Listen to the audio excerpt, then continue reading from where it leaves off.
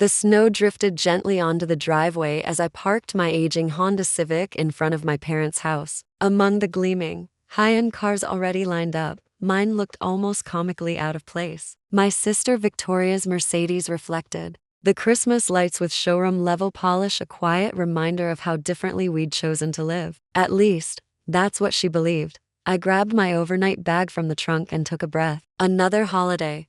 Another performance. At the annual family gathering. I was 32 now, but to everyone inside, I was still the one who hadn't made it, the daughter who had taken the wrong turn in life. Victoria swung the door open before I even reached it. Her designer sweater and meticulously styled curls made my understated outfit feel like a personal offense. "Oh, you actually showed up," she greeted with her usual sugar-coated sarcasm. "Merry Christmas to you too, Vic," I replied as I stepped into the warmth of our family home. The living room was buzzing with activity, relatives dressed to the nines, laughter floating through the air. Mom was fussing over hors d'oeuvres on silver trays while Dad chatted with Uncle James about their exclusive golf club. The Christmas tree stood tall, decked out with ornaments that probably cost more than my old car or what they assumed I paid in rent. "Catherine," my mom said without even turning around, "you're late, and could you have at least made an effort to dress up?" I glanced at my simple black sweater and pants, an outfit that actually cost more than Victoria's entire ensemble,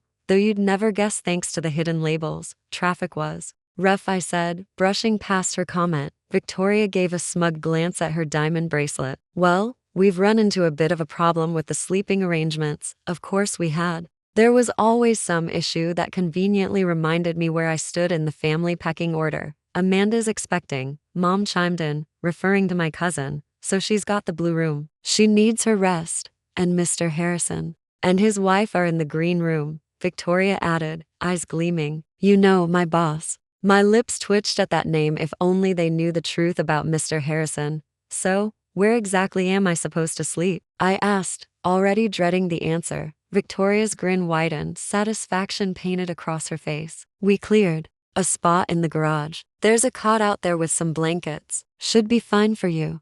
The room quieted. No one dared to laugh, but the tension was unmistakable. They all enjoyed this, watching Victoria assert her place as the golden child and shove me down another rung. "The garage?" I said calmly. "In December?" "Oh, don't be dramatic," Mom replied, waving a hand. "We plugged in a heater. And let's be honest, you're used to more humble surroundings." I thought briefly about my luxury penthouse downtown, the retreat in the Hamptons, the tropical island registered under a quiet shell company. My lifestyle wasn't modest, it was just private. "The garage works," I said evenly, lifting my bag. "Probably nicer than what some of my students go home to." Victoria practically purred at the mention of my teaching job. In her eyes, being a community college instructor sealed my status as the family underachiever. "That's the spirit," she said, leading me toward the garage door. "At least you know your place." The garage was predictably cold, despite the small electric heater humming in one corner. They'd jammed an old military-style cot between boxes of holiday decorations and Dad's golf clubs.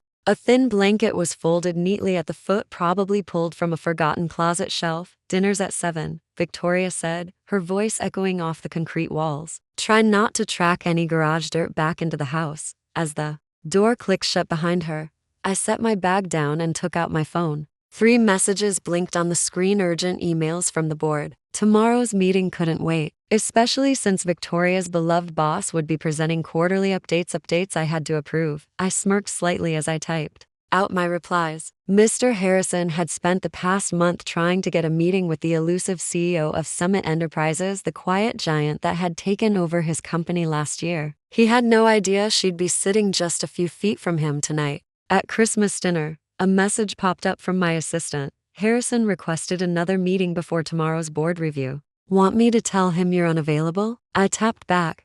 Let him think I'm still overseas. Makes for better dinner conversation. I pulled on warmer clothes and layered a plain sweater over my Chanel blouse. The garage may have been cold, but I'd survived worse: long nights, hard decisions, impossible odds. While Victoria was counting promotions, I was quietly building something most of them couldn't begin to comprehend. At 2 p.m. sharp, I stepped into the dining room, ready for the show to begin. I took the last seat at the dining room table, far from the head, far from the guests of honor. Victoria sat comfortably near the top, nestled beside her boss, Mr. Harrison, and his picture-perfect wife. They were already mid-conversation, laughing at something he said like it was the cleverest joke in the world. "Catherine," Dad called across the table with forced cheerfulness. Victoria was just sharing her news. "She's been promoted. Junior Vice President of Operations." I nodded politely as the holiday dishes began their slow journey around the table.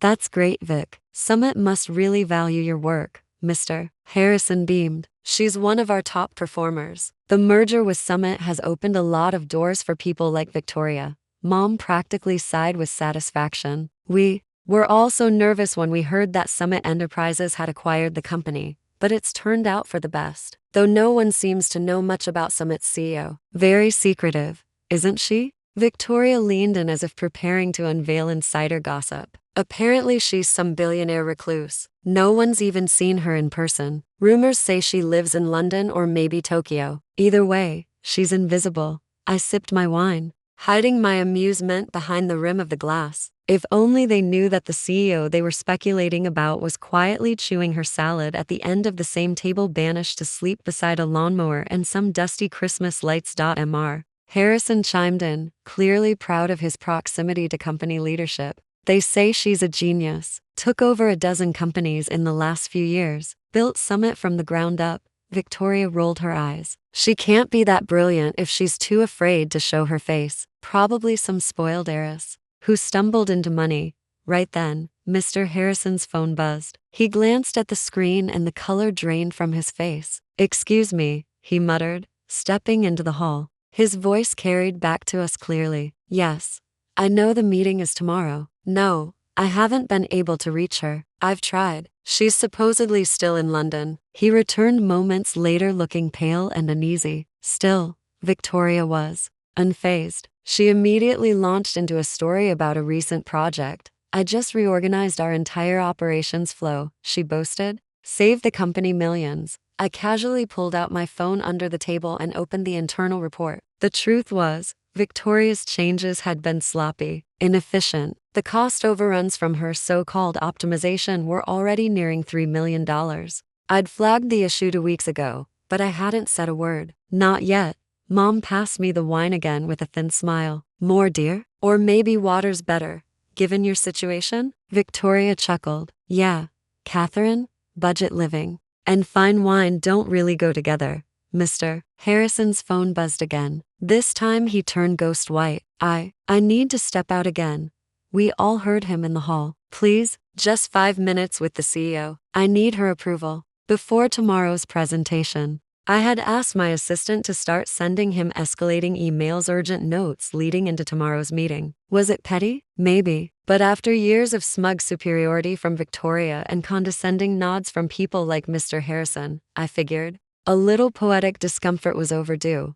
Back at the table, Uncle James spoke up. "Did you all hear about Summit's latest deal? They just bought Richardson Global. $12 billion. Just like that. That's one of our main competitors." Victoria said in disbelief. "How'd they even pull that off?" "A hostile takeover," Aunt Margaret added with a shake of her head. "Total surprise. That CEO, she's absolutely ruthless. Ruthless." The word made me smile faintly. I thought back to the long hours negotiating that very deal. Ruthless wasn't how I'd describe it. Focused? Yes. Calculated? Always. Mr. Harrison came back to the table, clearly shaken. "The CEO's called an emergency pre-board meeting tomorrow. All department heads are expected to attend." Victoria's fork hit her plate. "What? On Christmas?" "She doesn't care. She said it's mandatory," he said quietly. "She's reviewing all the recent operational changes. Bring your full report." The timing couldn't have been more perfect. I set my utensils down, folded my napkin, and cleared my throat. "Actually, the meeting's at not 7. And Victoria doesn't need to bring her report. I've already read it." Silence. Victoria blinked. "What are you talking about? You don't work at Summit," she added with a nervous laugh. I stood calmly, smoothing out my sweater. "Actually, I do. I run Summit." I turned to Mr. Harrison. "The reports you've been trying to get into the CEO's hands? I've had them since last week." His mouth opened, but no words came. "You're the CEO?" he finally gasped. "Yes." I nodded. Catherine Wilson, CEO of Summit Enterprises. Though around here, I'm just the disappointment in the garage. Mom dropped her wine glass, red spilling across the white tablecloth. No one moved. This is a joke, Victoria muttered. I pulled up my company ID and projected it onto the wall from my phone. My name, my title, my face. No joke. Vic, while you were trying to climb the ladder, I bought the building. The room remained frozen, the shock heavy as snowfall outside. Victoria's eyes darted between the wall projection and my face, like her brain couldn't make the connection. But, you live in a tiny apartment, she stammered. I own the building, I said simply. And you drive that Honda? It's efficient, I shrugged, eco-friendly, and not paid for with company funds, unlike your Mercedes, which I believe is currently flagged in our expense audit, Mr. Harrison had slumped into his chair like a deflated balloon, the confident grin gone. No doubt replaying every meeting, every casual slight, every email, where I'd been referred to as unreachable, elusive, or worse, the garage, he murmured to himself. We put you in the garage, yes. I nodded. You did. I scanned the faces at the table, relatives who had smirked when I arrived, who had looked away when I was told to sleep beside the snow shovels. They were now trying to calculate how much they'd said out loud that I might remember. All of you were so busy deciding who I was based on a car, or a job title, or a sweater, I said calmly. You never thought to ask what I was really doing all these years. Victoria looked like she was shrinking in her chair. Last month, she began, then hesitated. Yes, I said, already knowing what she meant. When you denied Sarah from accounting her time off to care for her son, I overturned it. I also made sure he saw a specialist. He's doing much better, by the way. Victoria blinked rapidly. That's what real leadership looks like, I said. Caring for people, even if they don't drive luxury cars or wear designer shoes. Dad finally found his voice. But why didn't you ever tell us? Would it have changed anything? I asked, meeting his gaze. Would I have suddenly been worthy of a proper bed? Or a seat closer to the turkey? Silence.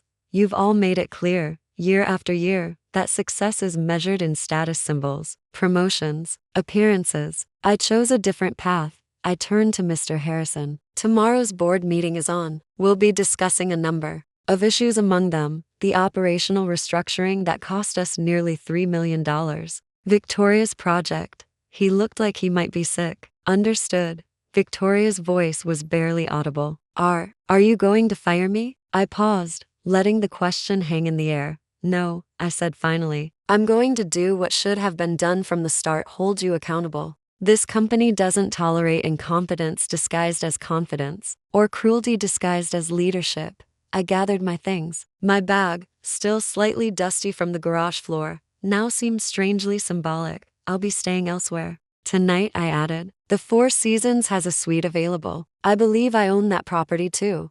With one last look at the stunned table, I walked toward the door. Behind me, chaos began to bubble, Mom protesting, Victoria whispering furiously, Mr. Harrison typing frantic notes on his phone. I didn't look back. The next morning, the sun hadn't even fully risen when I walked into the glass-walled boardroom at Summit Enterprises. The city skyline stretched behind me, glowing with the first hints of daylight. I placed my notebook at the head of the table and poured myself a coffee. A moment later, the doors opened. Mr. Harrison entered first, stiff in an over-ironed suit, looking like he hadn't slept. Victoria followed behind him, her makeup perfect, but her eyes haunted. Gone was the confident strut. Her steps were cautious now. Several department heads arrived in quick succession, all of whom had heard the rumors by now. A few tried to sneak glances at me, unsure if the gossip could possibly be true. I didn't confirm or deny it. I just sat quietly, reviewing the reports. Exactly I stood.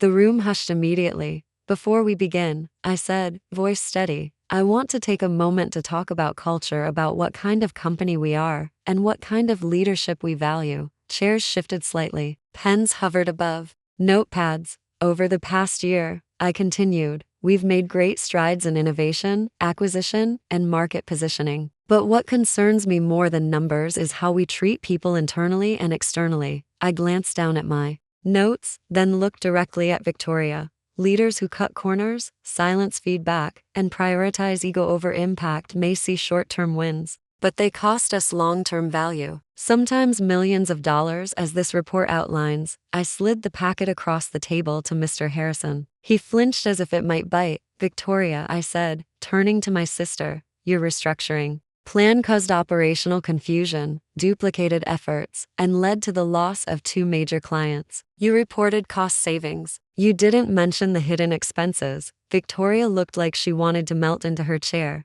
I'm not here to embarrass anyone, I added. I'm here to fix what's broken. The room was silent. Only the faint whir of the city could be heard through the windows. As of today, I announced, we'll be conducting a full departmental audit. No one is exempt, not even the CEO. Transparency isn't optional anymore. Integrity is non-negotiable. I let the words settle before continuing. I'll also be appointing a new advisory committee, a diverse mix of employees across departments and levels. Real feedback from real people, not just executives who echo each other in meetings. One of the department heads nodded slowly. Another began writing notes more intently. Mr. Harrison finally cleared his throat. And, regarding staffing changes, we're not cleaning house, I said, but we are rebalancing it. Positions will be evaluated on merit, not name, not title, not family connection. Victoria visibly swallowed. The lesson had landed. I'll remain CEO for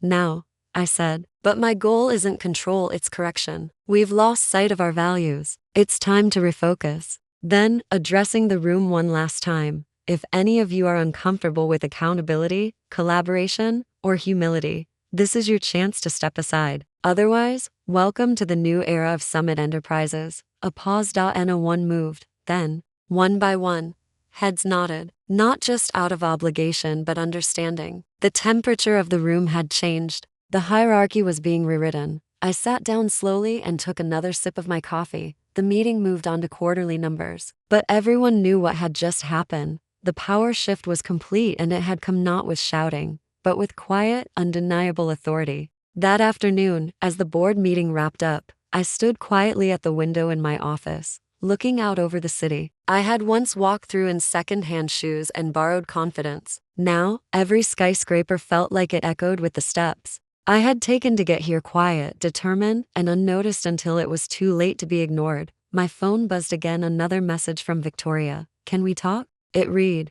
I didn't respond. Instead, I scrolled past dozens of missed calls and text messages from family members, some apologetic, some stunned, a few trying to find a way to rewrite history as if they'd always believed in me, as if they hadn't. Made me sleep in the garage just last night. I leaned back in my chair, letting the silence settle around me. Not the silence of defeat, but the calm that follows a storm you've prepared for all your life. I didn't need their validation. I never had. A knock on the door broke my thoughts. It was my assistant. Miss Wilson, media inquiries are coming in. Bloomberg, Forbes, The Times. Everyone wants to confirm that you're the mysterious Summit CEO from the Christmas dinner video that's going viral. I smiled slightly. Of course someone had recorded it. That was inevitable. Tell them no comment, I said. Let the mystery last a little longer. She nodded, then added, also, your mother is in the lobby. That gave me pause. Alone? I asked. Yes. She says she just wants to talk. No press. No drama. I thought for a moment, then stood. Send her up. A few minutes later, my mother entered the office slowly. She looked around clearly, trying to process the space, the elegance, the view, the reality of where her disappointment of a daughter worked. Her eyes landed on the framed photo on my desk. It was from my early days, back when I was building Summit out of a rented co-working space. She picked it up gently. I don't know how you did all this, she said, her voice soft, but I know we didn't make it easy for you. I said nothing. I wanted to hear her say it all. You were right, she admitted after a long pause. We judged you based on what we could see. We never asked what you were building. We just assumed. If we didn't understand it, it wasn't worth anything. I looked at her then, not with anger, but clarity. You taught me something, I said, that people only see what they expect to see, and that if I wanted to build something real, I'd have to do it outside the boundaries of their expectations. She nodded, and for the first time in my life, there was no condescension in her face, just recognition. You're not the failure of this family, she said. You're its future. Maybe its only real success. I didn't need the words, but I accepted them. When she left, I stood at the window again. The sky was now gold with the setting sun. That evening, I returned to the Four Seasons not because I needed luxury, but because I'd earned peace. I walked through the lobby without fanfare, without announcements, just a quiet presence that the staff knew by name. The next Christmas, as promised, I hosted dinner at my home, all 15,000 square feet of it. This time, the entire family came early, dressed to impress, hoping to prove they were worthy of an invitation to stay. And yes, I had plenty of bedrooms, but I still made sure the garage was warm just in case someone needed a reminder. Because sometimes, the best revenge isn't payback, it's rising so far above their expectations that they're forced to sit in awe, knowing they never even saw you coming, not until it was far too late.